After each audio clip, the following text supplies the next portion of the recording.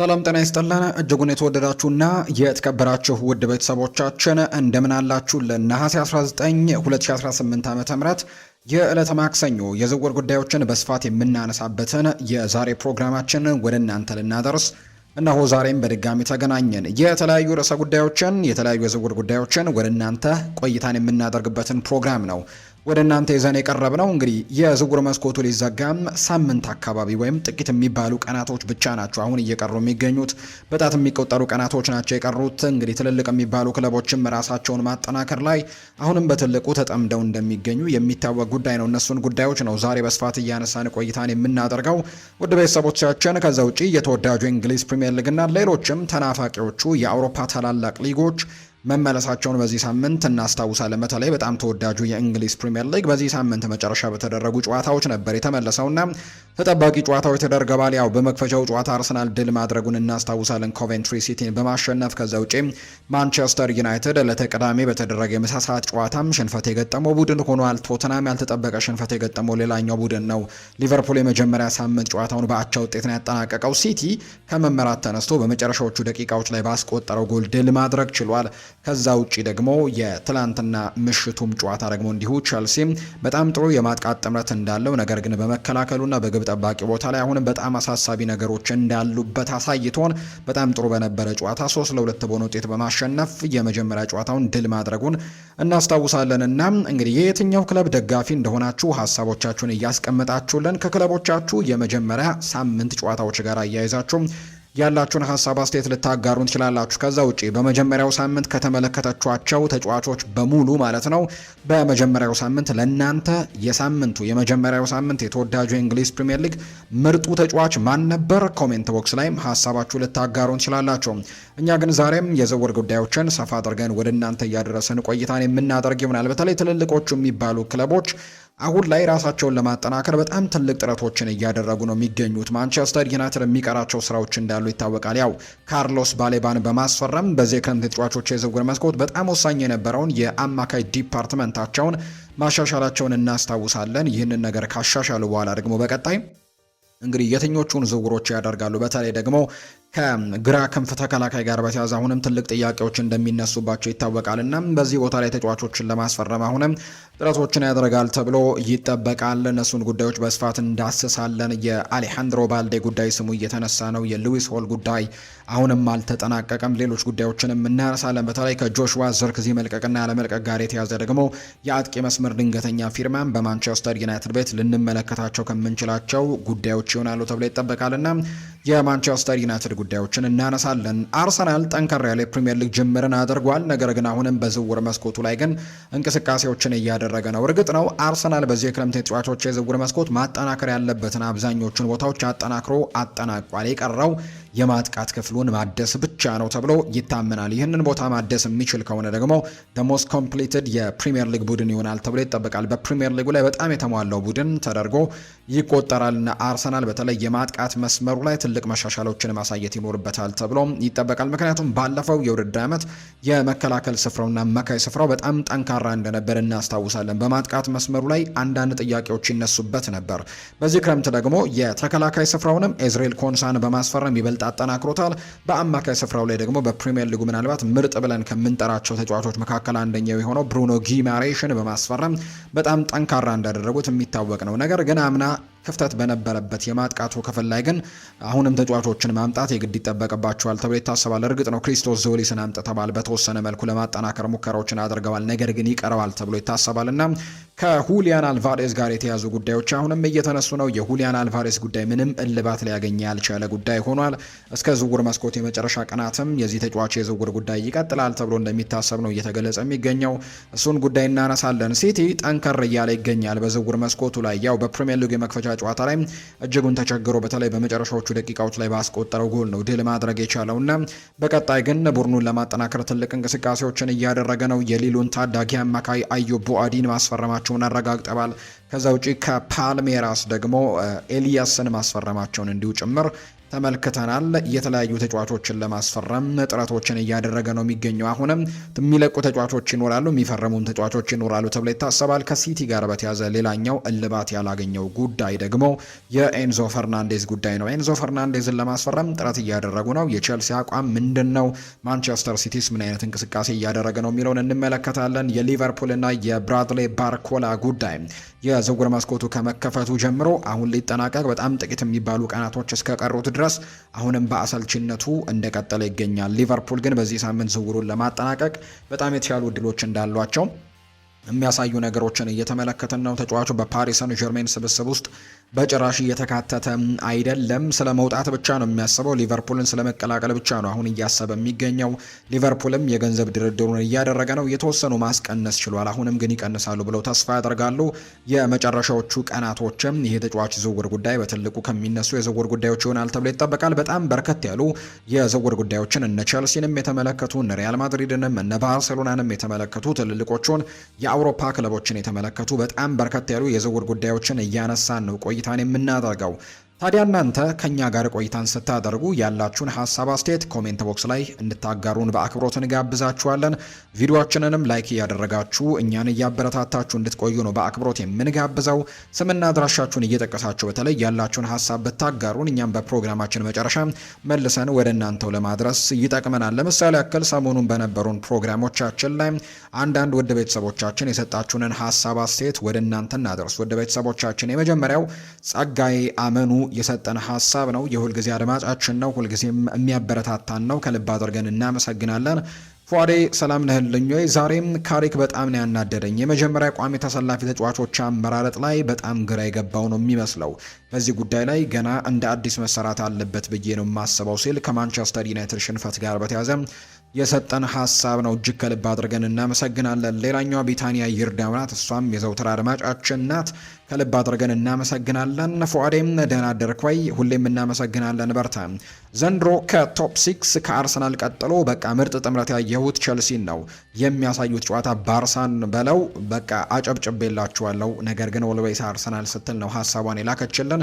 እንግዲህ ቸልሲ ትናንትና ምሽት ያሳየው እንቅስቃሴ እጅግ አስደናቂ እንደነበር እናስታውሳለን። በተለይ ሶስቱ ኮል ፓልመር፣ ዣ ፔድሮ እና እንዲሁ ደግሞ ሞርጋን ሮጀርስ በጣም ጥሩ የሚባል ጥምረት እንዳላቸው በደንብ አሳይተውናል። በተለይ ሞርጋን ሮጀርስ የመጀመሪያው ጨዋታ ላይ ለቼልሲ ያው የፕሪሚየር ሊግ የመጀመሪያ ዴቢው ነው ወይም ደግሞ የመጀመሪያው ጨዋታ ነው በቼልሲ ማሊያ እና በዚህ ጨዋታ ላይ ጎል ማስቆጠር ችሏል። ከዛ ውጭ በርከት ያሉ የጎል እድሎችንም ጭምር ሲፈጠር ተመልክተናል። እንደውም በጣም ከበርካታ ዓመታቶች በኋላ በፕሪሚየር ሊግ በተለይ በቼልሲ ታሪክ በአንድ የፕሪሚየር ሊግ የመጀመሪያ ጨዋታው ላይ በቼልሲ ማሊያም በጣም በርከት ያሉ የግብ ዕድሎችን የፈጠረ ተጫዋች የሚል አይነት ቁጥሮችም ጭምር አስመዝግቧል። ከዛ ውጭ ጎል ማስቆጠርም ችሏል። ከኮል ፓልመር ጋር ደግሞ ጥሩ ጓደኝነት እንዳላቸው ይታወቃል። ጥሩ ጥምረትንም ጭምር መፍጠር እንደሚችሉ በደንብ ያሳዩበት ጨዋታ ነው ተብሎ ማንሳት ይቻላል። የዣኦ ፔድሮንም እንቅስቃሴ መርሳት አይኖርብንም።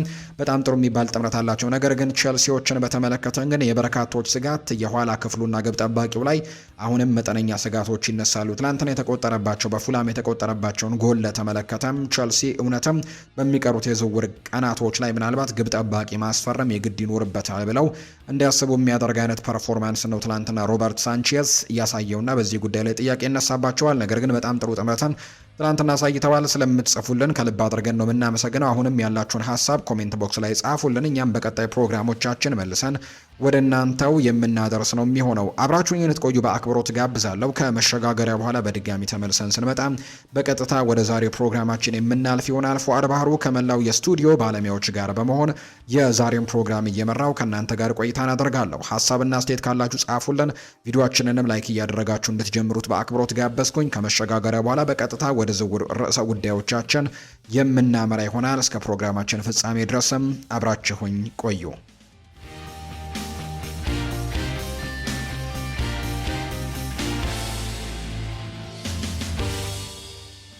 ከመሸጋገሪያው በኋላ በድጋሚ ተመልሰን ተገናኘን። ውድ ቤተሰቦቻችን የዝውውር ርዕሰ ጉዳዮቻችንን ወደ እናንተ እያደረስን ቆይታን የምናደርገው እናንተም እስከ ፕሮግራማችን ፍጻሜ ድረስ ከኛ ጋር እንድትቆዩ ነው በአክብሮት የምንጋብዛችሁም። በቀጥታ ወደ ዛሬ ፕሮግራማችን እናመራለን። ዛሬ እንግዲህ ርዕሰ ጉዳዮችን መርጠን በተለይ ከዝውውር ጉዳዮች ጋር አያይዘን ርዕሰ ጉዳዮችን መርጠን ነው ወደ እናንተ የምናደርሰው። በቅድሚያም ከሁሊያን አልቫሬዝ ጋር የተያዙ ጉዳዮችን ለማንሳት ወደናል። በተለይ የዚህ ተጫዋች የዝውውር ጉዳይ እስካሁን እልባት ያገኘ ጉዳይ አይደለም። በዚህ የክረምት ተጫዋቾች የዝውውር መስኮት ጅማሮ ጀምሮ ከዚህ ተጫዋች ጋር የተያዙ በጣም ሰፋ ያሉ ሪፖርቶች፣ በጣም ሰፋ ያሉ ዘገባዎች ሲወጡ እየተመለከተን እንገኛለን የዝውውር ጉዳዩን በተመለከተ። ነገር ግን እስካሁንም አንድም እልባት ያገኘ ዝውውር ጉዳይ አይደለም። ይህንን ተጫዋች በተመለከተ በጣም በርከት ያሉ ክለቦች ፍላጎት እንዳላቸው የሚጠቁሙ መረጃዎች ነበሩ። መጀመሪያ አካባቢ እነ ፓሪስ ሰን ዠርሜንም እንዲሁ ደግሞ ሪያል ማድሪድ በአንድ ወቅት በተለይ የፍሎሬንቲኖ ፔሬዝ ከኤንሪክ ሪኬልሜ ጋር በነበራቸው ምርጫ ወቅትም ጭምር የዚህን ተጫዋች ስምንም እንዲሁ ተነስቶ እንደነበር እናስታውሳለን። በ150 ሚሊዮን ዩሮ አካባቢ ይህንን ተጫዋች ለማስፈረም ፍላጎቶች ያሏቸው የሚሉ ሀሳቦች ሲነሱ እንደነበር እናስታውሳለን። ያው ከዛ በኋላ የወጡት መረጃዎች እንደሚጠቁሙት ከሆነም ስህተት የሆኑ ነገሮች እንደነበሩት የሚያሳዩ ቢሆንም ነገር ግን አሁን ላይ ሁለት ክለቦች ግን ተጫዋቹን ለማስፈረም በጣም ጠንከር ብለው እንቅስቃሴዎችን እንደሚያደርጉ ይታወቃል። ከዛ ውጭ ደግሞ የክለቡ ደግሞ አሁን የሚጫወትበት ክለብ አትሌቲኮ ማድሪድ ፍላጎት አለ። የተጫዋቹ የሁሊያን አልቫሬዝም ደግሞ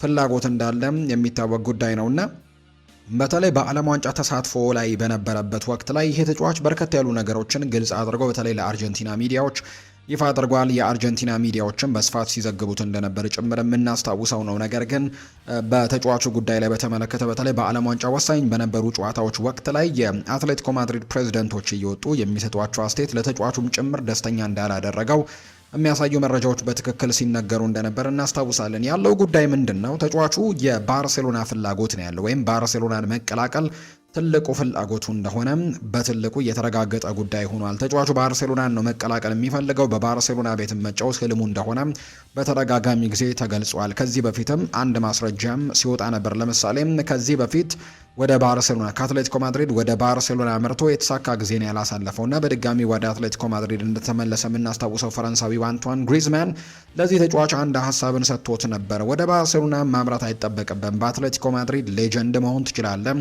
በአትሌቲኮ ማድሪድ የተሻለ ነገሮችን ማድረግ ትችላለህ የሚል ምክርን ለግሶት ነበር ከራሱ ካሳለፈው ነገር አንጻርና ነገር ግን ሁሊያን አልቫሬዝ ምክሩን በጭራሽ ሊቀበሉ አልቻለም። ይቅርታ አድርግልኝ፣ እኔ ወደ ባርሴሎና ማምራት ህልሜ ነው የሚል አይነት ምላሽም ለቡድን አጋሩ ለነበረው አምናም የቡድን አጋሮች ነበሩ። አሁን ላይ ነው ወደ አሜሪካ ሜጀር ሊግ ሶከር እንዳመራ የምናስታውሰው የፈረንሳይ ብሔራዊ ቡድን ተጫዋች የነበረው አንቶን ግሪዝማን እና በዚህ ምክንያት ይህንን ሀሳብ እንደሰጠው ይነገራል እና ወደ ባርሴሎና ማምራት ቁርጠኛ እንደሆነ ይነገራል። እስከ መጨረሻዎቹ የዝውውር ሽረፍራፊ ሰከንዶች ወይም የመጨረሻው ቀን ድረስም ባርሴሎናን መጠበቅን ምርጫው እንደሚያደርግ ነው በተደጋጋሚ ጊዜ እየተገለጸ የሚገኘው እና እሱ የባርሴሎና ፍላጎት ቢኖረውም ወይም ወደ ባርሴሎና የማምራት ፍላጎት ቢኖረውም ባርሴሎናም ቢሆን ደግሞ የተጠየቁትን ዋጋ ለመክፈል ዝግጁ እንኳን ቢሆኑ ነገር ግን ክለቡ አትሌቲኮ ማድሪድ አሁን እየተጫወተበት የሚገኘው አትሌቲኮ ማድሪድ ግን በጭራሽ ተጫዋቹን የመልቀቅ ምንም አይነት ፍላጎቶች እንደሌሉት ነው እያሳየ የሚገኘውና ተጫዋቹን ለባርሴሎና በጭራሽ የመሸጥ ፍላጎት የለውም። አንደኛም የሀገር ውስጥ ተቀናቃኝ ናቸው። በስፓኒሽ ላሊጋ የዋንጫ ተፎካካሪ እንኳን ለመሆን ቢፈልጉ ከሚፎካከሩት ከባርሴሎናና ከሪያል ማድሪድ ጋር እንደሆነ ይታወቃልና ተቀናቃኛቸውን ማጠናከር በጭራሽ የሚፈልጉት ጉዳይ እንዳልሆነ ነው እየተገለጸ የሚገኘው። ስለዚህ ወደ ሌሎች የአውሮፓ ክለቦች ራቅ አድርጎ ይህንን ተጫዋች መሸጥና በአውሮፓ ቻምፒየንስ ሊግ ምናልባት ካልተገናኙ በስተቀር ትልቅ ፉክክር ውስጥ የማያገኟቸውን ቡድኖች እንዲቀላቀል ሊመርጡለት ይችላሉ የሚሉ አይነት ሀሳቦች ያሉና በዚህ ምክንያት ለሀገር ውስጥ ተቀናቃኞች ለሁሉት ለሪያል ማድሪድም እንዲሁ ለተጫዋቹ ለበጣም ፈላጊው ለሆነው ባርሴሎናም ጭምር ይህንን ተጫዋች የመልቀቅ ምንም አይነት እቅድም ፍላጎትም የላቸውም የተባለው አትሌቲኮ ማድሪዶች። ከዛ ውጪ ተጫዋቹም እንግዲህ በቅርብ ነው ወደ ልምምድ የተመለሰው። ኦገስት 10 አካባቢ ኦገስት 12 እስከ አካባቢ ላይ ነው ወደ ልምምድ ወደ አትሌቲኮ ማድሪድ ልምምድ እንደተመለሰ የምናስታውሰውና ከዛ በኋላ ከተመለሰ በኋላ የመጀመሪያ ጨዋታቸውን አድርገው ነበር አትሌቲኮ ማድሪዶች። በዛ በስፓኒሽ ላሊጋ የመጀመሪያ ጨዋታቸው ላይ እሱ ተሳትፎን አላደረገም ነበር። ነገር ግን ስቴዲየሙ ሙሉ ማለት ይቻላል በሱ ተቃውሞ የተጥለቀለቀ ነበር። እሱን የሚቃወሙ በጣም በርካታ ደጋፊዎች እንደነበሩ እናስታውሳለን። ሁለቱንም የላሊጋ ጨዋታዎች ያደረገው እስካሁን በኤርዋንዳ ሜትሮፖሊታን አሬና ላይ ነው ጨዋታዎቹን ያደረገውና አትሌቲኮ ማድሪድ የዲየጎ ሲሞኔ ቡድን በመጀመሪያው ዙር ጨዋታ 2-0 በሆነ ውጤት ሲያሸንፍ በአሌክስ ባይና እና በሊካንግ ኢን ጎሎች ሲያሸንፍ በዛ ጨዋታ ላይ በጣም መነጋገር የነበረው ተጫዋች ሁሊያን አልቫሬዝ ላይ በጣም ትልቅ የሚባሉ ስድቦች፣ ትችቶች በደጋፊዎች ዘንድ ሲደርስበት ነበር። በተለይ እሱ በሌለበት ጨዋታ ላይ ወይም እሱ ሜዳ ላይ ባልተገኘበት ጨዋታ ነው ይሄ ሲደረግ የነበረውና አሰልጣኝ ዲየጎ ሲሞኔ ከለላዎችን አልሰጡትም ወይም ለተጫዋቻቸው ለመሸፈን ለመከላከል አልሞከሩም። የደጋፊዎችን ሀሳብ አከብራለሁ የሚል አይነት አስተያየትን ሰጥቶ ነበርና ይሄ ደግሞ ተጫዋቹን እንዳላስደሰተው የቅርቡ ሰዎች ይናገራሉ። በቀጣዩ ጨዋታ ግን እሱ ሜዳ ላይ ነበር ወይም ደግሞ እሱ ወደ ሜዳ ተመልሶ ነበርና በጣም ተቃውሞዎች የበዙበት እያንዳንዱ ደቂቃዎችንም እሱን የሚዘልፉና የሚሰድቡ አይነት የሚያንጓጥጡ አይነት አስተያየቶች የተሰነዘሩበት ጨዋታ እንደነበር እናስታውሳለን። ከጨዋታው መጠናቀቅ በኋላ እንግዲህ ሌሎች ተጫዋቾች እንደሚያደርጉት ደጋፊዎችን ሄዶ ከመሰናበትና ከማመስገን ይልቅ እሱ ግን ቀጥታ ወደ መልበሻ ክፍል ማምራት ምርጫው እንዳደረገ ይፋ ተደርጓል። ይሄ ደግሞ ነገሩ ላይ በጣም ከፍ ያሉ ነገሮችን ይፈጥራል የሚሉ አይነት ሀሳቦች ቢነሱም ነገር ግን አሰልጣኝ ዲየጎ ሲሞኔ ከጨዋታው መጠናቀቅ በኋላ ይህንን እንዲያደርግ ያደረግነው ከቡድኑ ጋር ተመካክረን ነው የሚል አይነት ሀሳብንም ጭምር ሲሰጥ ተመልክተነዋል። እና በአትሌቲኮ ማድሪድ በኩል ያለው ነገር በጣም ውጥንቅጡ የበዛ ምናልባት ከደጋፊዎቹ ጋር ያለው ነገር ደግሞ ገመዱ የተበጠሰበት እንደሆነ ጭምር በርካቶች ያነሳሉ። ነገር ግን አሰልጣኝ ዲየጎ ሲሞኔ እና የአትሌቲኮ ማድሪድ አመራሮች ግን አሁንም ተጫዋቹ ይቅርታ ጠይቆ ደጋፊዎቹ ምናልባት በዚህ ቡድን መቆየቱን ሲያረጋግጡ ወይም የዚህ ቡድን ተጫዋች መሆኑን መቀጠሉን ሲያረጋግጡ ሁሉንም ነገር ይረሱታል የሚል አይነት ሀሳብ እንዳላቸው ጭምር ነው እየተገለጸ የሚገኘውና ይቅርታ እንዲጠይቅ ይፈልጋሉ። ነገር ግን አትሌቲኮ ማድሪዱ አሰልጣኝ የሆኑት ዲየጎ ሲሞኔ ግን በጭራሽ በዚህ የክረምት ተጫዋቾች የዝውውር መስኮት ተጫዋቹን የመልቀቅ ፍላጎት እንደሌላቸው ነው በተደጋጋሚ ጊዜ እየተናገሩ የሚገኙት። በቅርብ እንኳን በነበራቸው አንድ ጋዜጣዊ መግለጫ ላይ ተጫዋቹ የኛ ነው የኛም ሆኖ ይቀጥላል፣ በሚቀጥለው የውድድር ዓመትም ከቡድናችን ጋር ይቀጥላል የሚል አይነት ሀሳብን ጭምር ነው የሰጡት። ስለዚህ ሁሊያን አልቫሬዝን ማቆየት እንደሚፈልጉ ይፋ አድርገዋል። ነገር ግን የአትሌቲኮ ማድሪድ ሀሳብ ምንድነው? ተጫዋቹን መቆየት የሚችል ከሆነ ሰየው ተጫዋቹን ማቆየትን ምርጫቸው ያደርጋሉ። ነገር ግን አልቆይም በዚህ ክለብ ውስጥ ወይም መሸጥ ነው የምፈልገው የሚል አይነት ሀሳብን ግን በትልቁ የሚያንጸባርቅ ከሆነ በሚቀጥሉት የዝውውር ቀናቶች ላይ 150 ሚሊዮን ዩሮ የሚያቀርብ ከስፔን ውጭ ያለ ክለብን ይጠብቃሉ። አትሌቲኮ ማድሪዶች ለባርሴሎናም ለሪያል ማድሪድም ይህንን ተጫዋች የመሸጥ ምንም አይነት እቅድም ፍላጎትም የላቸውም። ከዛ ውጭ ግን 150 ሚሊዮን ዩሮችን ለሚያቀርብ ከስፔን ውጭ ላሉ ክለቦች ግን ለምሳሌ የዚህ ተጫዋች ትልቁ ፈላጊ አሁን ላይ የሆነ የሚገኘው አርሰናል እንደሆነ ይነገራልና ስለዚህም በርካቶች አርሰናል ብቸኛው አማራጭ ነው የሚል አይነት ሀሳብ አላቸው። በክለቡ ከቆየ ከደጋፊዎቹ ጋር ያለው ነገር የተቆረጠ ነው። ወደ ባርሴሎና የማምራት እድሉ በጣም ጠባብ ነው። ስለዚህ ያለው አማራጭ ወደ አርሰናል መዘዋወር ነው የሚሉ አይነት ሀሳቦችን በትልቁ እያነሱ ነው። ተጫዋቹም እንግዲህ በእንግሊዝ መኖርን በተለይ ከኑሮ ዘይቤው ጋር በተያያዘ ብዙም ምቾት የተሰማው አይነት አልነበረም። በማንቸስተር ሲቲም በነበረበት ጊዜ በእንግሊዝ መኖርን ያን ያክል ምቾት የሰጠው ጉዳይ አይደለም። ቋንቋ በጣም እንደከበደው ጭምር በተደጋጋሚ ተናግሯል። ከዛ ውጪ የአየር ንብረቱም ለሱ ተስማሚ እንዳልነበር ጭምር ነው በተደጋጋሚ ተናገረውና በስፔን መቆየትን ምርጫው ያደርጋል ወደ እንግሊዝ ከመምጣት። ያ ነገር ወደ አርሰናል እንዳይዘዋወር ሊያደርገው ይችላል የሚሉ አይነት ሀሳቦች በትልቁ ሲነሱ ሰምተናል እንጂ ወደ አርሰናል መዘዋወር ያን ያክል ችግር ይኖረዋል ብሎ የሚጠብቀው አይነት ነገር አይደለም። ነገር ግን ተጫዋቹ አሁንም ቢሆን እስከ መጨረሻው የዝውውር ቀን ድረስም ቢሆን ባርሴሎናን መጠበቅን ምርጫው ያደርጋል ተብሏል። በቅርቡ አንዳንድ ውሳኔዎች ይወሰናሉ ተብሎ ነው የሚታሰበው። የተጫዋቹ ወኪልም ከአርሰናል ጋር እንዲሁ ንግግሮችን አድርገዋል። የተጫዋቹ ወኪል ከዛ ውጪ አትሌቲኮ ማድሪድ እና አርሰናሎችም ሰብሰብ ብለው ውይይቶችን እንዳደረጉ ጭምር የተነገረውና የእሱ ምላሽ ግን አሁንም በይፋ የተገለጸ ነው። ባርሴሎናን ነው መቀላቀል የምፈልገው የሚለው ሀሳቡ አሁንም እንደጸና ነው። ነገር ግን የመጨረሻዎቹ የዝውውር ቀናቶች በሚደርሱበት ጊዜ ግን ሁሉም ውሳኔ ሊቀለበስ እንደሚችል ይታመናል። በአንጻሩ በአርሰናል በኩል የቪክተር ዮኬሬሽ ጉዳይ ይነሳል። ቪክተር ዮኬሬሽ በክለቡ ደስተኛ የሆነ አይመስልም። ምክንያቱም በፕሪሚየር ሊግ የመክፈቻ ጨዋታ ላይ አንድም ደቂቃ ሜዳ ላይ መገኘት አልቻለም። ይሄ ተጫዋች በተለይ አሰልጣኝ ሚኬል አርቴታ አሁን በዚህ ተጫዋች ላይ እምነት አለ ወይ? በትልቁ ጥያቄዎች ይነሱበታል። በተለይ ካይ ሃቨርትስ ሜዳ ላይ የሚገኝ ከሆነ ወይም ጤነኛ የሚሆን ከሆነ ከቪክተር ዮኬሬሽ ቀድሞ ቋሚ እንደሚሆን የተረጋገጠ ጉዳይ ሆኗል። በመጀመሪያው ጨዋታ ላይ ያንን ነገር ስለተመለከተን ማለት ነው። ባለፈው የውድድር ዓመትም ወደ መጨረሻዎቹ አካባቢዎች ላይ ያንን ነገር ተመልክተናል። በአውሮፓ ቻምፒየንስ ሊግ የፍጻሜም ጨዋታ ጭምር ማለት ነውና ስለዚህም አሁን ላይ ቪክተር ዮኬሬሽ ምናልባት ተጠባባቂ አማራጭ ሊሆን እንደሚችል ነው የሚነገረው። ከዛ ውጭ ደግሞ የሁሊያን አልቫሬዝ ደግሞ ምናልባት ዝውውር የሚፈጸም ከሆነ ደግሞ ተጫዋቹ የመሰለፍ እድሉ ይባሱን የሚጠብበት ይሆናል ተብሎ ይታሰባል ነው የሚለው መረጃው። ስለዚህ ወደ ሌሎች ክለቦች ለማምራት እቅዶች እንዳሉት የሚያሳዩ ነገሮች አሉ። ከባርሴሎና ጋር ስሙ በተደጋጋሚ እየተነሳ ነው። ባርሴሎናዎችም ተጫዋቹን በተለይ ሁሊያን አልቫሬዝን ማግኘት የማይችሉ ከሆነ ሌሎች አማራጮችን መመልከታቸውን እየቀጠሉ ይገኛሉ። ከነዚህ መካከል ቪክተር ዮኬሬሽ አንደኛው እንደሆነ እየተገለጸ ነው። ላውታሮ ማርቲኔዝም ስማቸው በትልቁ ይነሳል። ነገር ግን ቪክተር ዮኬሬሽም በእጩ ዝርዝራቸው ውስጥ ካሉ ተጫዋቾች መካከል የሚጠቀስ ነውና በቀጣይ የእነዚህ ተጫዋቾች የዝውውር ጉዳይ በትልቅ ጉጉት ይጠበቃል። አርሰናሎችም ይህንን ተጫዋች በተለይ ሁሊያን አልቫሬዝን በማስፈረሙ ጉዳይ ላይ በጣም በትልቁ ተጠምደው የተቀመጡበት እንደሆነ እየተነገረ ነው። የክንፍ መስመር ተጫዋቾችን ማስፈረም አሁን በገበያው ላይ ይገኛል ብሎ አይጠብቁም። እነሱ የሚፈልጓቸው ጥሩ የሚባሉ ተጫዋቾች በገበያው ላይ የሉም። ከዛ ውጭ ደግሞ ቢኖር እንኳን ዋጋቸው እጅግ በጣም የተወደደ ነው። አብዛኞቹ ደግሞ ክለቦቻቸው ተጫዋቾቹን የመልቀቅ ምንም አይነት እቅድ እንደሌላቸው የሚያሳዩ ዘገባዎች ናቸው እየወጡ የሚገኙትና በዚህ ምክንያትም እንግዲህ የሀሳብ ለውጥ ለማድረግ ዝግጁ ናቸው። ሁሊያን አልቫሬዝ የሚመጣ ከሆነ በአጥቂ መስመሩ ላይ ለውጦችን ለማድረግ እንቅስቃሴን ያደርጋሉ እንጂ እሱ ቢመጣላቸው በጣም ትልቁ ህልማቸው እንደሆነ ጭምር እየተገለጸ ነው። በቀጣይ ጊዜያት ከአርሰናል ጋር የሚነሱ በተለይ ከሁሊያን አልቫሬዝ ጋር የሚነሱ ጉዳዮችን እየተከታተልን ወደ እናንተ እናደርሳለን። አሁን ግን አርሰናል ከተጫዋቾች ግዢ ጎን ለጎን ግን ተጫዋቾች ሽያጭ ላይም ትኩረት የሚያደርግበት ጊዜ ይሆናል ተብሎ ነው የሚጠበቀው። በተለይ የጋብሪኤል ማርቲኔሊ ዝውውር ጉዳይ ወደ መጠናቀቁ ተቃርቧል። እሱም ግልጽ መልእክትን የተላለፈለት ያው ሚኬል አርቴታ በግልጽ ቃላቶችን አውጥቶ ባይነግረው እንኳን ነገር ግን ሜዳ ላይ ያንን ነገር አሳይቶታል።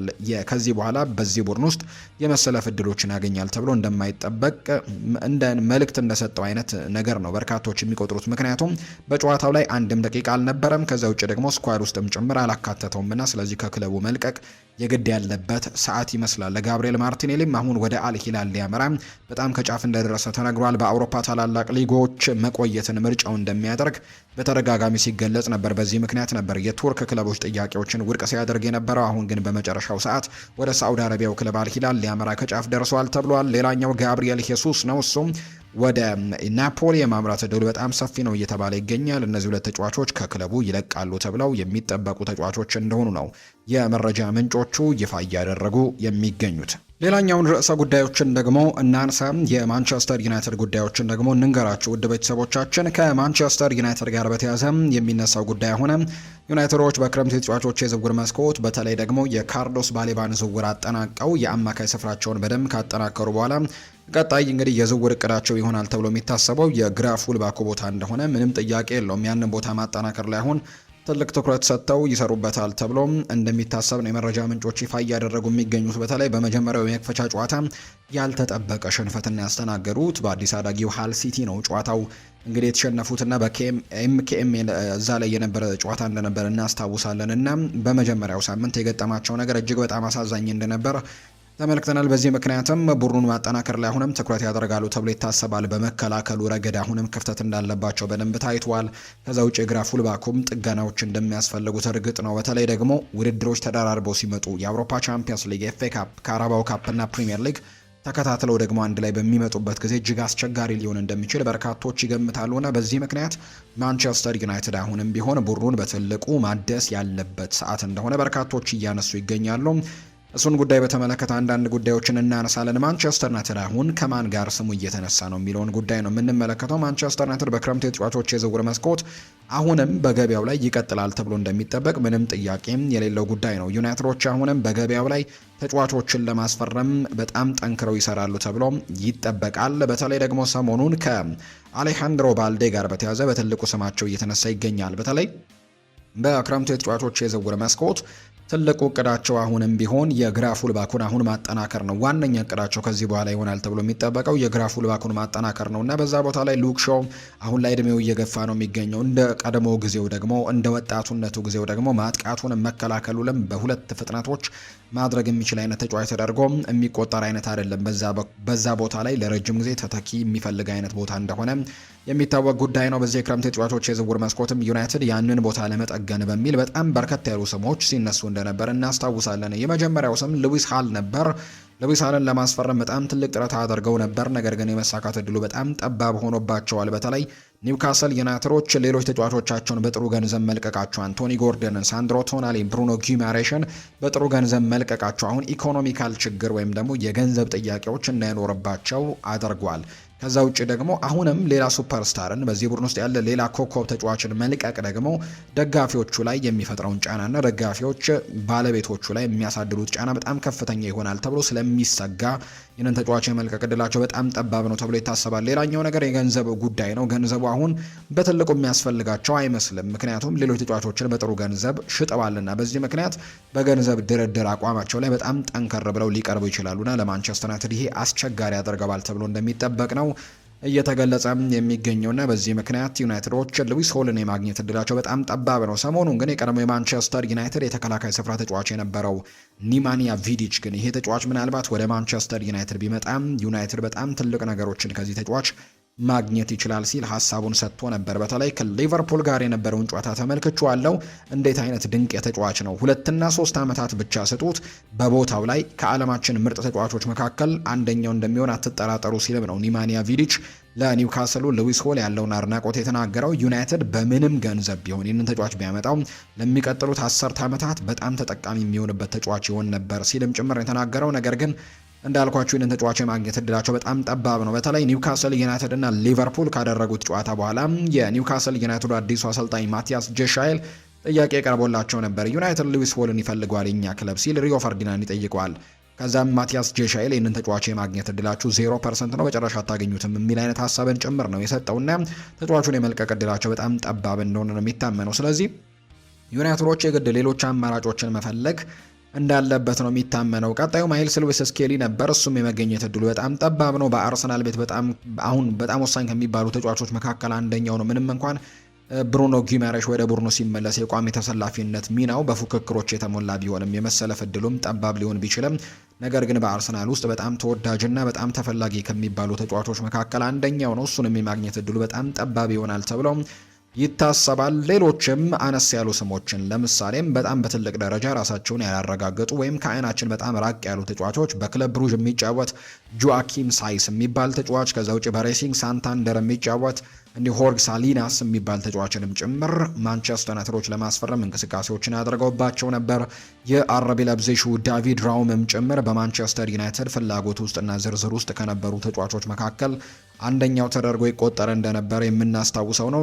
ነገር ግን አሁን አዳዲስ ስሞች እየመጡ ይገኛሉ። በተለይ አሁን ማንቸስተር ዩናይትድ በትልቁ ስሙ እየተነሳ የሚገኘው ከባርሴሎናው ተጫዋች አሌሃንድሮ ባልዴ ጋር እንደሆነ ነው በርካቶች እያነሱ የሚገኙት። አሌሃንድሮ ባልዴ የማንቸስተር ዩናይትድ ቀጣዩ የፉልባክ አማራጭ ይሆናል ተብሎ ይታሰባል። በአሰልጣኝ ሃንስ ፍሊክ እና በባርሴሎና ጭምር የተጫዋች የመሰለፍ እድል እንደሌለው የቡድኑ ወሳኝ አካል ተደርጎ እንደማይቆጠር ጭምር የሚያሳዩ መረጃዎች ከስፔን በጣም ተነባቢ ከሆኑ የመረጃ ምንጮች መካከል ስፖርት የተባለው የመረጃ ምንጭ ነው ይፋ እያደረገ የሚገኘው። እንዲሁ ለባርሴሎና በጣም ቅርብ የሚባለው ሙንዶ ዲፖርቲቮ የሚባለው የመረጃ ምንጭም ጭምር አሁን ላይ ሃንስ ፍሊክ በቡድን ውስጥ የሚያካትተው አይነት ተጫዋች ወይም በቡድን ውስጥ ትልቅ ነገርን ይሰጠዋል ብሎ የሚጠብቁ አይነት ተጫዋች እንዳልሆነ ይፋ ተደርጓል። በመጀመሪያው የላሊጋ ጨዋታቸውም ጭምር ከስኳድ ውጪ ተደርጎ እንደነበር እናስታውሳለን። እርግጥ ነው አሰልጣኝ ሃንስ ፍሊክ ከጨዋታ በኋላ ይህንን ተጫዋች አንዳንድ መረበሾች ነበሩት፣ በተለይ ከአእምሮ ጥያቄዎች ጋር በተያያዘ ወይም ደግሞ አንዳንድ የሚያነሳቸው ነገሮች ነበሩና በዚህ ምክንያት ነው እረፍት እንዲያደርግ ጊዜ ሰጥቶት የሚሉ አይነት ሀሳቦችን ቢያነሱም ነገር ግን ያ ነው ተብሎ ግን አልተገመተም። በበርካቶች በሃንስ ፍሊክ ቀጣይ እቅድ ውስጥ እንደሌለ የሚያሳይ ነገር ነው የሚሉ አይነት ዘገባዎችን ይፋ አድርገዋል። ተጫዋቹም ቢሆን አሁን ለወኪሉ ሆርግ ሜንዴዝም ክለብ እንዲፈልግለት ነግሮታል። ማንቸስተር ዩናይትድ ደግሞ ተመራጩ ክለብ ሊሆን እንደሚችል እየተገለጸ ነው። አሌሃንድሮ ባልዴ በማንቸስተር ዩናይትድ ራዳር ውስጥ ያለ ተጫዋች ይሆናል ተብሎ ይታሰባል። አሁን በባርሴሎናና በማንቸስተር ዩናይትድ መካከል ስለሚከፈለው የዝውውር ክፍያ ምናልባት መስማማት ላይ ብቻ እንግዲህ ጥያቄዎች ይነሱ ይሆናል እንጂ ከዛ ውጭ ግን ተጫዋቹን የማስፈረም ጥሩ እድል እንዳላቸው የሚጠቁሙ መረጃዎችን ነው በተደጋጋሚም እየተገለጸ የሚገኘው እሱን ጉዳይ ነው በርካቶች እያነሱ የሚገኙት። ከዛ ውጭ ግን ማንቸስተር ዩናይትድ በደንብ የሚመለከቷቸው ነገሮች ይኖራሉ ተብሎ ይታሰባል። ለምሳሌ ያክል ዛሬ ከወጡት መረጃዎች መካከል ለምሳሌ አሌክስ ክሩክ ዛሬ ይፋ እንዳደረገው ከሆነ ማንቸስተር ዩናይትድ ምናልባት በተከላካይ ስፍራ ላይም ሌሎች አማራጮችን ሊመለከት የሚችልበት እድሉ እንዳለው እየተገለጸ ነው። እንደ ምክንያትነት የሚነሳው የሊሳንድሮ ማርቲኔዝ ጉዳይ እንደሆነ ይፋ ተደርጓል። ሊሳንድሮ ማርቲኔዝ በዩናይትድ ቆይታውን ለማረጋገጥ በዚህ የውድድር ዘመን ራሱን ይበልጥ ለጨዋታዎች ዝግጁ ማድረግ እንደሚጠበቅበት ነው የማንቸስተር ዩናይትድ አመራሮች የሚያምኑት። የተጫዋች ተደጋጋሚ ጉዳቶች የሚገጥሙት ከመሆኑ ጋር በተያዘ ወይም ደግሞ ለቡድኑ ረጅም ጊዜ የሚጫወት አይነት ተጫዋች አለመሆኑ ጋር በተያዘ አሁን ላይ ያንን ነገር ማረጋገጥ የማይችል ከሆነ በዚህ የውድድር ዓመት ያንን ነገር በደንብ ማሳየት የማይችል ከሆነ ከጉዳት ነፃ ሆኖ በርከት ያሉ ጨዋታዎችን ለዩናይትድ ግልጋሎት መስጠት የማይችል ከሆነ በቀጣይ የዝውውር መስኮቶች ከማንቸስተር ዩናይትድ የሚለቅበት እድል በጣም ሰፊ ነው ተብሎ ስለሚታመን ዩናይትዶች ከወዲሁም የተከላካይ ስፍራ ተጫዋችን በተመለከተ እንቅስቃሴዎችን ሊያደርጉ እንደሚችሉ የሚያሳዩ ነገሮች እንዳሉ ነው እየተገለጸ የሚገኘው። የተከላካይ መስመሩን ግን ማደስ እንዳለባቸው ነው አሁንም በርካቶች እያነሱ የሚገኙት። ለምሳሌ ያክል ፖል ስኮልስም፣ ሮይ ኬንም ጭምር ማንቸስተር ዩናይትድ የተከላካይ ስፍራውን ማደስ የማይችል ከሆነ የትም የሚደርስ አይነት ቡድን አይሆንም ሲልም ጭምር ነው እየተናገሩ የሚገኙትና የግዴታ ያንን ቦታ በትክክል ማደስ ይኖርበታል ብለው የሚጠቁሙ መረጃዎችን ነው በተደጋጋሚ እያነሱ የሚገኙት። ከዛ ውጭ ግን ማንቸስተር ዩናይትድ እንዳልኳችሁ የፉልባኩን ቦታ ከማደስ ውጪ የተከላካይ መስመሩንም አሁንም ጥያቄዎች ከመነሳታቸው ውጪ ግን ምናልባት በአጥቂ መስመሩ ላይም አንዳንድ ነገሮች እየተነሱ ይገኛሉ። ለምሳሌ ያክል የጆሹዋ ዘርክዚ ስም አስተን ቪላ ጋር ስሙ እየተነሳ ነው የሚገኘው። እርግጥ ነው አስተን ቪላ ሌሎች ምርጫዎች ያሉት ከጆሹዋ ዝርክዚ ቀድሞ የሚነሱ አማራጮች እንዳሉት ነው የሚነገረው። ለምሳሌ ያክል ኦሌ ዋትኪንስ ከክለቡ የሚለቅ ከሆነ ለአስተን ቪላ ምናልባት የመጀመሪያ ምርጫ ይሆናል ተብሎ የሚጠበቀው ተጫዋች የቼልሲው ኒኮላ ጃክሰን እንደሆነ እየተገለጸ ነው። ኒኮላ ጃክሰን ደግሞ ከአትሌቲኮ ማድሪድ ጋርም በጣም ጠንከር ያሉ ንግግሮችን እያደረገ እንዳለ እየሰማን እንገኛለን። ምናልባት ወደ አትሌቲኮ ማድሪድ የሚያመራበት እድል ሊኖረው ይችላል የሚሉ ዘገባዎችን በትልቁ እየተመለከትን እንገኛለን እና ወደ አትሌቲኮ ማድሪድ የሚያመራ ከሆነ ሌሎች አማራጮችን እየተመለከቱ ይገኛሉ አስተን ቪላዎች። ከነዛ መካከል ነው ጆሹዋ ዘርክዚ። ከዛ ውጭ ግን ዣን ፊሊፕ ማቴታም ስሙ እየተነሳ እንደሚገኝ የሚጠቁም መረጃዎች ያሉ። ነገር ግን ማንቸስተር ዩናይትድ ምናልባት ጆሹዋ ዘርክዚን የሚለቁት ከሆነ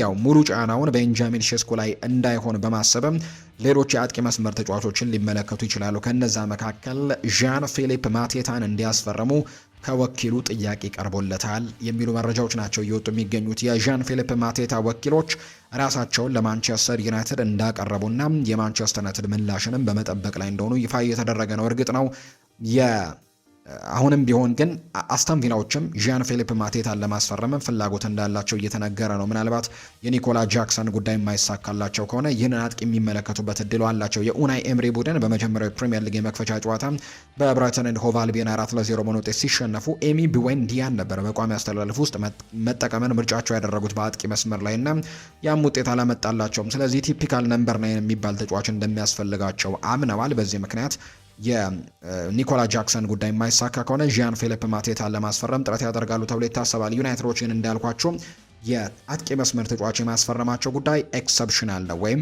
የጆሹዋ ዝርክዚ መልቀቅና ለመልቀቅ ላይ እየተንጠለጠለ ነው። ካለቀቀም በዚሁ ስብስባቸው ሊቀጥሉ እንደሚችሉ እየተነገረ ነው። እንደውም እንደ አንዳንድ የመረጃ ምንጮች ገለጻ ከሆነ ማንቸስተር ዩናይትድ ከዚህ በኋላ ትልቅ የሚባል ዝውውርን ላያደርግ ይችላል፣ ባሉት ተጫዋቾች ሊቀጥል የሚችልበት እድሉ እንዳለ እየተናገሩ ይገኛሉ። ነገር ግን ከካርሎስ ባሌባ ዝውውር መጠናቀቅ በኋላ ግን አሁን የኢኒዮስ ሰዎችና የማንቸስተር ዩናይትድ ሰዎች ቀጣዩ ትልቁ የቤት ስራቸው ይሆናል ተብሎ የሚጠበቀው የግራ ፉልባክን ማስፈረም ነው እንጂ ሌሎች ቦታዎች ያን ያክል በትልቁ የሚነሱ ጉዳዮች አይደሉም። የግራ ፉልባኩን ማጠናከር ግን ትልቁ ዓላማቸው ነው ተብሎ ይታሰባል። ቅድም የጠቀስኩት አሌሃንድሮ ባልዴ በድጋሚ ሉዊስ ሆልንም ሊመለከቱ የሚችሉበት እድል እንዳለ እየተነገረ ነው። ከዛ ውጭ የሬሲንግ ሳንታንደሩ ሆርግ ሳሊናስንም ጭምር ሊመለከቱ የሚችሉበት እድል ይኖራል ተብሎ ይታሰባል። በቀጣይ ከማንቸስተር ዩናይትድ ጋር በተያዙ የተለያዩ ርዕሰ ጉዳዮች ይነሳሉና እነዛን ርዕሰ ጉዳዮች በዝውውር ገበያዎች ላይ እየተከታተልን ወደ እናንተ ማድረሳችንን አሁንም የምንቀጥል ነው የሚሆነው። ውድ ቤተሰቦቻችን ሌላኛውን ርዕሰ ጉዳያችንን ወደ እናንተ እናደርስ። ውድ ቤተሰቦቻችን ከማንቸስተር ሲቲ ጋር ደግሞ የተያዙ ጉዳዮችን ጥቂት እናንሳ።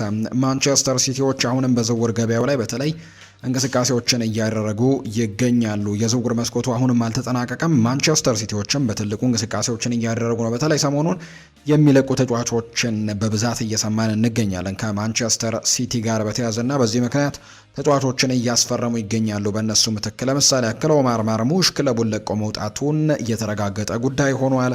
ከዛ ውጭ ሌላኛው ተጫዋች ሳቪኒሆም ወደ ቶትናም ሆትስፐርስ መቀላቀሉ እየተረጋገጠ ይገኛልና በእነዚህ ተጫዋቾች ምትክ ተጫዋቾች እንደሚያስፈልጓቸው በይፋ ሲነገር እንደነበር እናስታውሳለን። እና እነዚህን ተጫዋቾች ለመተካት ነው አሁን ተጫዋቾችን ለማምጣት ሙከራዎችን እያደረጉ የሚገኙት።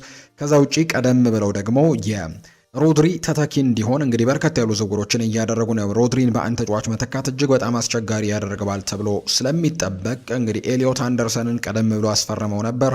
አሁን ደግሞ ከወደ ሊል አንድ ተጫዋችን አስፈርመዋል። አዩ ቦአዲ በቀጣዮቹ የውድድር ዓመታት ምናልባት በትልቅ ደረጃ ይህንን ቡድን ማገልገል ይችላል ተብለው ከሚጠበቁ ተጫዋቾች መካከል አንደኛው የሆነውን ተጫዋች ለማስፈረም መስማማታቸው ነው ከሊል ጋር ይፋ የተደረገው። ጥሩ በሚባል ገንዘብ ነው ይህንን ተጫዋች እንዳመጡ እየተገለጸ የሚገኘው። ከዛ ውጪ ቀጣይ ሊያደርጓቸው የሚያስቧቸውም ዝውውሮች እንዳሉ ይፋ ተደርጓል። ለምሳሌ ያክል ማንቸስተር ሲቲ አሁንም በኤንዞ ፈርናንዴዝ የዝውውር ጉዳይ ላይ በጣም ትልቅ ድርድሮችን እያደረገ ነው የሚገኘው። ኤንዞ ፈርናንዴዝን ለማስፈረም አሁንም ጠንክረው እየሰሩ ይገኛሉ። እንደውም እንደ አንዳንድ የመረጃ ምንጮች ዘገባ ከሆነ ማንቸስተር ሲቲ ኤንዞ ፈርናንዴዝን ለማስፈረም በጣም ጥሩ እድል እንዳላቸው ጭምር ይናገራሉ። ፋብሪዚዮ ሮማኖን ጨምሮ እንግዲህ ማንቸስተር ሲቲ የዝውውር መስኮቱ ከመዘጋቱ በፊት ጭምር ለኤንዞ ፈርናንዴዝ ይፋዊ የገንዘብ ጥያቄዎችን ለማቅረብም ዝግጁ እንደሆኑ ጭምር ይፋ አድርገዋል። ሲቲ እንደገና ተጫዋቹን ለማስፈረምም ነው ጥረት እያደረገ እንደሚገኝ ይኸው የመረጃ ምንጭ የሚናገረውና በቀጣዮቹ ቀናቶች ላይ ይህንን ዝውውር ለማድረግ በጣም ትልቅ ጥረቶችን ያደርጋሉ። ቼልሲ 120 ሚሊዮን ፓውንድ ከዚህ ተጫዋች ዝውውር እንደሚፈልግ ቀደም ብሎ ገልጾ እንደነበር እናስታውሳለን። ነገር ግን አሁንም ቢሆን ያንን ገንዘብ ትንሽ ከፍ ሊያደርጉ የሚችሉበት እድሉ እንዳለ እየተገለጸ ይገኛል። በተለይ ደግሞ አሁን ቼልሲዎች ተተኪውን ማስፈረምም በትልቁ የሚያስቡበት ጊዜ እንደሆነ እየተገለጸ ነው። ምክንያቱም አሁን የዝውውር መስኮቱ ወደ መጠናቀቁ እየተቃረበ ከመሆኑ ጋር በተያያዘ ተጫዋቹን መተካት ሳይችሉ ይህንን ተጫዋች መልቀቅ ምናልባት ሪስክ ሊኖረው ይችላል ብለው በርካቶች ያምናሉ እና በዚህ ምክንያት እነ አደም ዋርተንን እነ የቦርንመዙ ተጫዋች የሆነውን ጭምር አሌክስ ስኮትን እንዲሁ የሪያል ማድሪዱን ኤድዋርዶ ካማቪንጋንም ጭምር በተተኪነት ያዩዋቸው ተጫዋቾች እንደሆኑ ይፋ ተደርጓል። ነገር ግን የማግኘት እድላቸው በጣም ጠባብ ነው ተብሎ ነው የሚታሰበው። ምክንያቱም አሌክስ ስኮት ክለቡን የመልቀቅ ምንም አይነት እንግዲህ በተለይ እሱ የመልቀቅ እንኳን ፍላጎት ቢኖረውም ክለቡ ቦርንመዝ ግን ይህንን ተጫዋች የመልቀቅ ምንም አይነት እቅዶች እንደሌላቸው ነው እየተገለጸ የሚገኘው። ሌላኛው ተጫዋች የሆነው አደም ዋርተንም በክሪስታል ፓላስ በዚህ የክረምት ተጫዋቾች የዝውውር መስኮት ይለቀቃል ተብሎ አይታሰብም። እንደውም የኤድዋርዶ ካማቪንጋ ጉዳይ እድል ሊኖራቸው እንደሚችል የሚጠቁሙ ነገሮች አሉ። ሲቲ ግን በቀጣይ የኤንዞ ፈርናንዴዝን ዝውውር ለማጠናቀቅ በጣም በትልቁ ስራዎችን እየሰሩ እንዳለ ነው ይፋ የተደረገው። ትላንትና ደግሞ አለን ኤሊያስ የተባለ ተጫዋችን ማስፈረማቸውን ያረጋገጡ እንደሆነ ይፋ ተደርጓል። ይሄ ተጫዋች ከወደ ብራዚል የሚመጣ ተጫዋች ነው። በተለይ ሳቪኒዮን ለመተካተም ጥሩ ምርጫ ተደርጎ የመጣ ተጫዋች እንደሆነ እየተገለጸ ይገኛል። ስለዚህም አለን ኤሊያስን በቀጣይ እንግዲህ ማስፈረማቸውን አረጋግጧል። ፋብሪዚዮ ሮማኖም ሂር ዊ ጎ በሚለው እንዳረጋገጠው ጭምር ነው ይፋ የተደረገው። ሌላኛው ኮዲ ጋክፖንም እንደሚመለከቱ የሚያሳዩ መረጃዎች ትላንትና ሲወጣ ተመልክተናል። ኮዲ ጋክፖ በቶትንሃም ሆትስፐርስ በዚህ የክረምት ተጫዋቾች የዝውውር መስኮት የሚፈለግ ተጫዋች እንደሆነ ይታወቃል። የማጥቃት መስመሩን የሮቤርቶ ዲዘርቢ ቡድን ለማጠናከር ማርሙሽን አስፈርመዋል፣ ሳቪኒዮን አስፈርመዋል። አሁን ደግሞ በድጋሚ ኮዲ ጋክፖንም ለማስፈረም ጥረቶችን እያደረገ እንዳለ ይገለጽ ነበር። ነገር ግን አሁን ላይ ማንቸስተር ሲቲም ወደዚህ ተጫዋች የዝውውር ጉዳይ ላይ እጁን እንዳስገባ የሚጠቁሙ መረጃዎች አሉና በቀጣይ ከዚህ ተጫዋች ጋር በተያያዘም ትልቅ ፉክክሮች በማንቸስተር ሲቲ እና በቶትንሃም መካከል ሊደረግ እንደሚችል የሚያሳዩ ነገሮች አሉ። ተጫዋቹ ቀደም ብሎ ሌላኛው ተጫዋች ለሆነው ለሌላኛው ቡድን ለቶተንሃም ፍቃዱን ሰጥቶ እንደነበር እየተነገረ ነበር። ነገር ግን አሁን የሲቲ መምጣት ግን ምናልባት የዝውውሩን ጉዳይ ትዊስት ላይ ያደርገው እንደሚችል ይታመናል። ማንቸስተር ሲቲ ጋክፖን ለማስፈረም ፍላጎት አሳይቷል። ነገር ግን እስከ ሰኞ ምሽት ድረስ ከሊቨርፑል ጋር ምንም አይነት ቀጥተኛ ግንኙነቶችን አላደረጉም ማንቸስተር ሲቲዎችና በቀጣይ ምን አይነት እንቅስቃሴዎችን ያደርጋሉ የሚለው በትልቁ ይጠበቃል ተብሎ ይታሰባል። ቶተንሃም ግን ይህንን የክንፍ መስመር ተጫዋች ለማስፈረም ከፍተኛ ጥረቶችን እያደረገ ያለ ቡድን ተደርጎ ይቆጠራል። በቀጣይ ቀናት በጣም ትልልቅ የሚባሉ የዝውውር ጉዳዮችን እንደምንሰማ ነው የሚጠበቀው። ምክንያቱም የዝውውር መስኮቱ ወደ መጠናቀቁ ሲያመራ ትልልቅ ዝውውሮች ይፈጸማሉ ተብለው ስለሚጠበቁ ውድን የተከበራችሁ ቤተሰቦቻችን ለዛሬ ያዝንላችሁ የዝውውር ጉዳዮችን በስፋት ያነሳንበት ፕሮግራማችን ይህንን ይመስል ነበር። ቆይታችሁን ከኛ ጋር ስላደረጋችሁ እኛንም ስታደምጡን ስለነበራችሁ እጅግ ከልብ አድርገን ነው የምናመሰግነው። የተለያዩ ርዕሰ ጉዳዮችን ያካፈልንበት የዛሬ ፕሮግራማችንም ይህን ይመስላል። በቀጣይ መልሰን እስክንገናኝ ድረስ ከልብ አድርጌ ያመሰግናለሁ። ፉአድ ባሮ ፕሮግራሙን እየመራው ከመላው የስቱዲዮ ባለሙያዎች ጋር በመሆንም ይህንን ፕሮግራም ወደ እናንተ እያደረስኩኝ ቆይታን አድርጌያለሁ። ስላደመጣችሁኝ ከልብ አድርጌ ያመሰገንኩኝ። በቀጣይ ፕሮግራሞቻችን መልሰን እስክንገናኝ ድረስ መልካም ጊዜ መልካም ቀንም እንዲሆንላችሁ ነው በአክብሮት የምመኘው።